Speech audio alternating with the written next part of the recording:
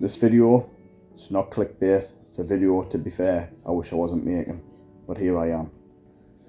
So I'm going to explain to you exactly what's happened from my last upload of our camp till now. Put it this way, it involves a car that's a bit of a knacker. So I'm going to tell the story about what's happened or how we came to get this vehicle, so forth, so you can get an understanding of where we're at and why we chose this particular vehicle. So, car I'm driving around at the moment, I've had the same car for around about 9-10 years. It's got 188,000 miles on the clock, and as you can imagine, with the lifestyle we've got, gets hammered. You know, has quite a bit of weight in the back of it. Plus it's got age-related sort of things that's starting to go wrong with it. I thought it was the best time to upgrade to something maybe is a bit more hardier, something newer, something that can kind of deal with what it is that we do. Obviously, if you're already a subscriber to the channel, you'll see the sort of things that we get up to as a family, and obviously me, myself as well. But this would be the perfect time to say, if you're not subscribed, hit the subscribe button. It's free. Give us a thumbs up. Comment.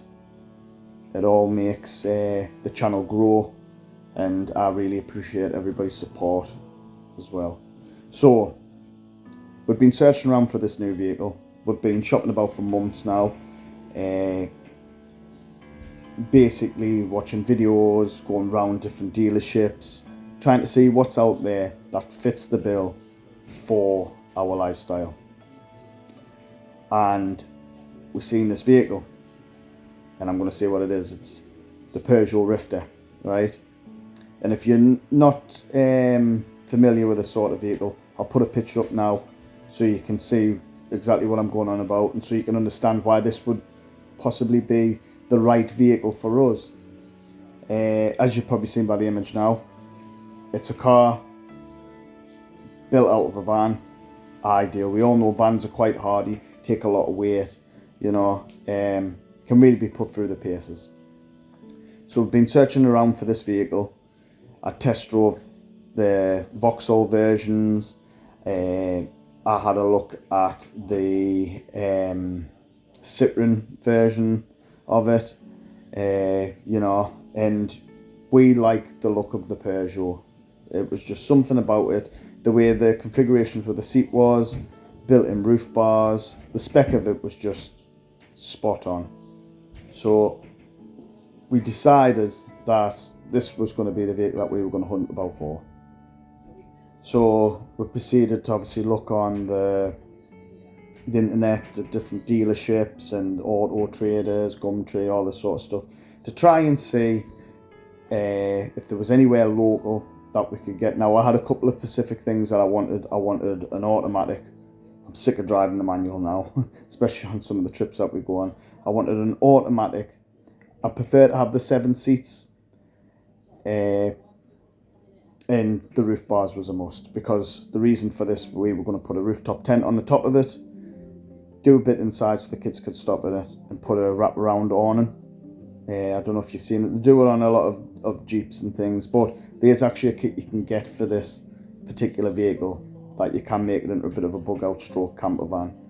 So it was like, this seems good for us. Now, I want to say at this stage as well, I'm not knocking Peugeot, or I'm not picking on any sort of vehicle manufacturer or group or whatever. This is just my experience that I've had with this vehicle. So, to try and find the GT line automatic in my area or the northeast of England was nigh on impossible, honestly. We'd been searching, and it was just nowhere was round. It was selling them, really. So after searching around for quite a while, we actually seen one that wasn't too far away. It's about an hour's drive from here. And I thought, right, we'll go and have a look at it, you know. Now, I'll be honest with you, I didn't specifically go after the GT line, but this one was the GT line, automatic, 7 seats, roof bars, mint. And can I add at this stage as well, we only had 20,000 miles on the clock, so a pretty much brand new vehicle, near enough, give or take, if you want to be picky. But 20,000 miles in a diesel, there's really nothing. So we went and had a look at it, took it for a test drive. Everything seemed all good. Got a good deal for it, so I was like, yep, champion. Signed the dotted line, so to speak. And then on the Friday, we went to collect it, and the car had no diesel in it, so I put diesel in it, which is normal really, like, you know, that's what you do. You want to drive a vehicle, it's got to have fuel, so I didn't mind that. Tuned it, taxed it, put the fuel in it, started driving home. Got home, and obviously we were like, oh yes, this is it, like, you know, we've got a decent vehicle here, like, you know what I mean. And then all of a sudden, bing, bing, bing, I was like, what the hell is that? It sounded like a seatbelt wasn't like clicked in.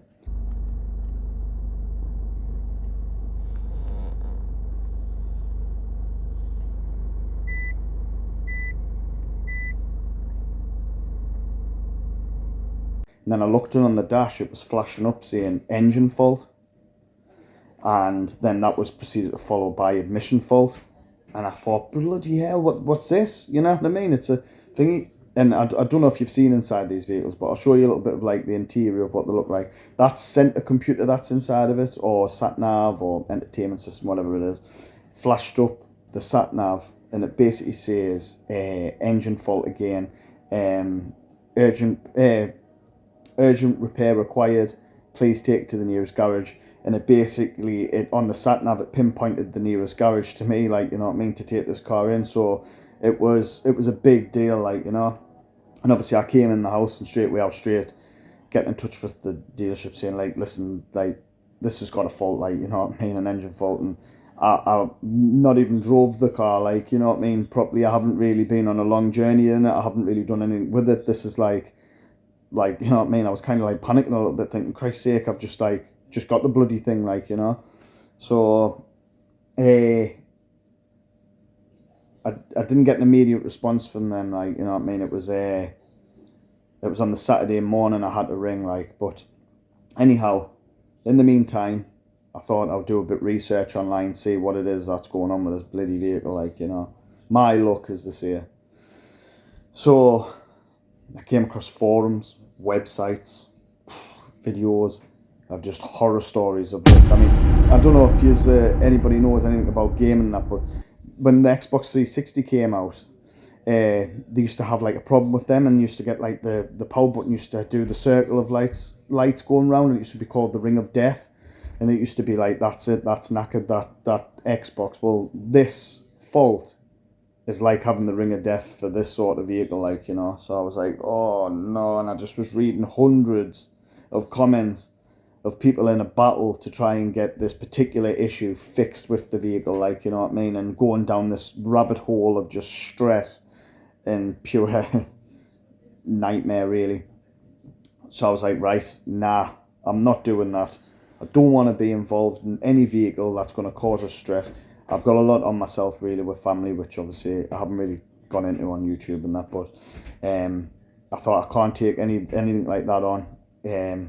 And I proceeded to look to see what my rights are. Now, obviously, under the Consumer Rights Act 2015, you've got the right to reject the vehicle if it has like a fault or isn't fit for purpose or roadworthy and things like that. Like, you know, you can kind of understand a bit about that.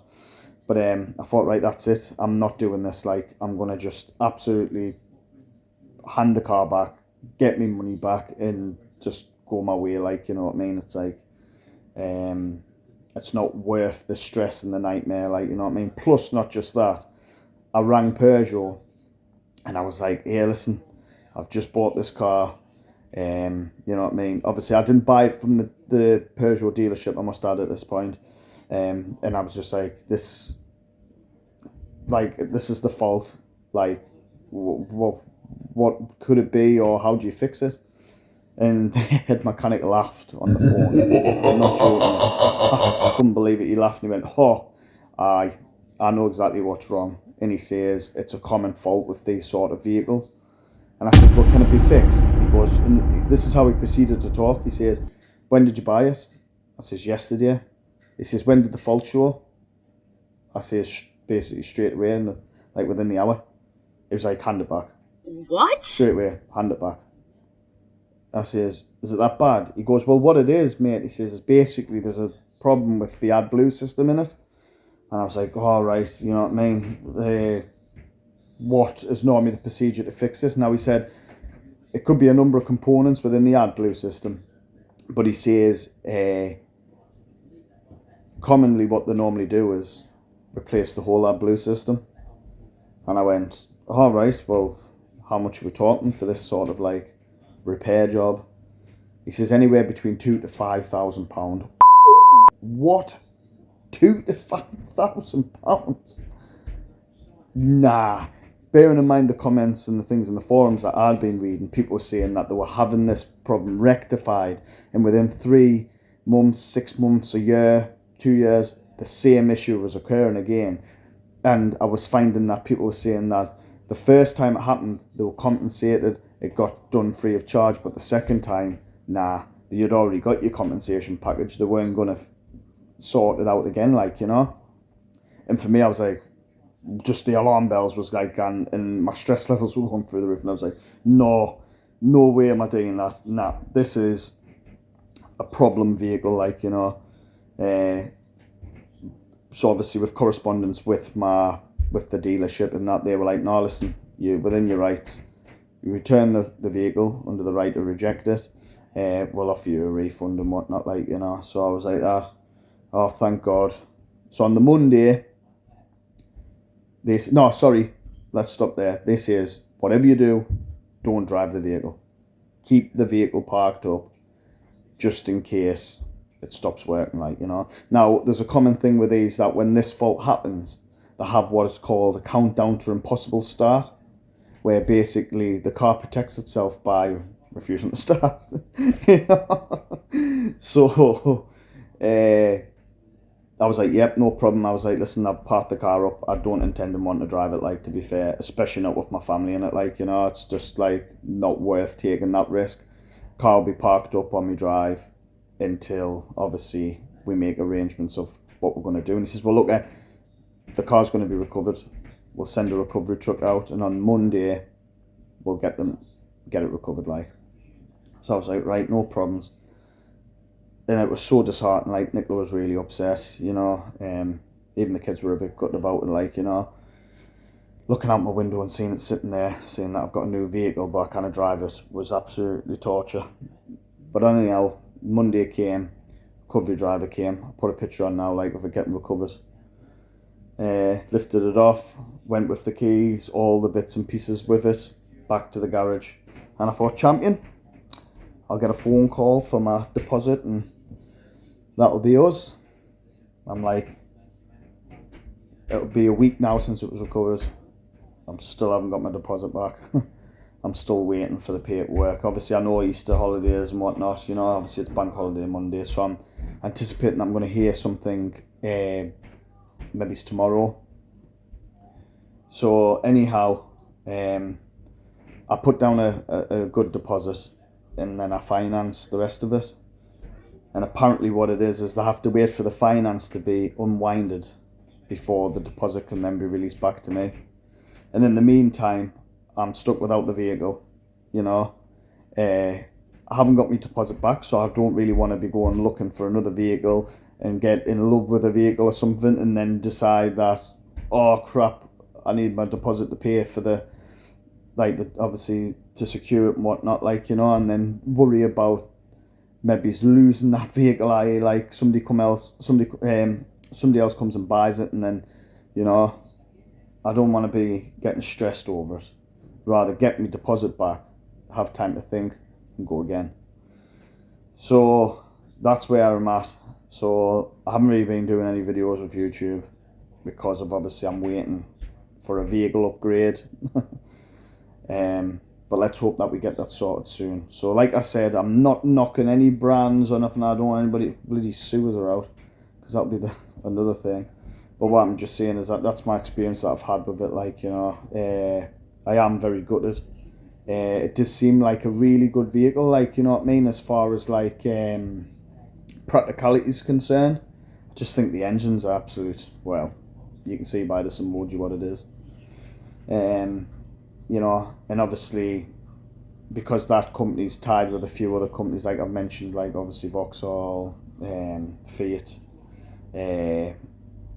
Citroen, they've all got the same engine in, like, you know, so I've had to kind of like move away from that sort of vehicle now and think of something else. So that's it. So I just thought I would check in and tell you what has been going on with the vehicle. You know what I mean? And obviously, like you can see, this is not clickbait. I really honestly wish this was clickbait, because I wouldn't be sitting here waiting for this all to end. Nightmare. You know, could you imagine not having not buying a new vehicle for that long and then having this problems? Jesus Christ. Me. But anyhow, I hope everybody's well. I hope everybody's going to stay with us, you know what I mean, until I get this rectified, because obviously the adventures are going to come. I'm even going to try and teach Nicola how to fish. So that should be quite exciting. And the weather's starting to get a bit better now. So, well, after the storm, Dave's away out the way, but when the weather starts to get a bit better, we will be out paddleboarding, we will be out walking, we will be out camping. So we've got all that to come. Plus, I haven't forgot, I've still got my sleep out to do, like on my own, with the no frills. I will be doing that. I have not forgot about that. That is something that obviously I'm very passionate about, and I do want to follow through. And obviously those that did donate to the to my Just Giving page and that, you know, I'm still going ahead with that. That is something that has not been put on the back burner. Don't worry about that. That'll be one of the first things I'll be doing. But where I live in that, it's not the right area. Right, it's not the right area. It is a nice area, but I really want to go out the way. You know, a bit secluded. You know, so I need my vehicle to do that, as you can imagine. So right, guys, I'm going to leave it here. I just thought I would check in on everyone, let you know obviously where I'm at with the vehicle situation, and let you know obviously going forward. Keep an eye on me post, because I do post up like different things that do happen as well.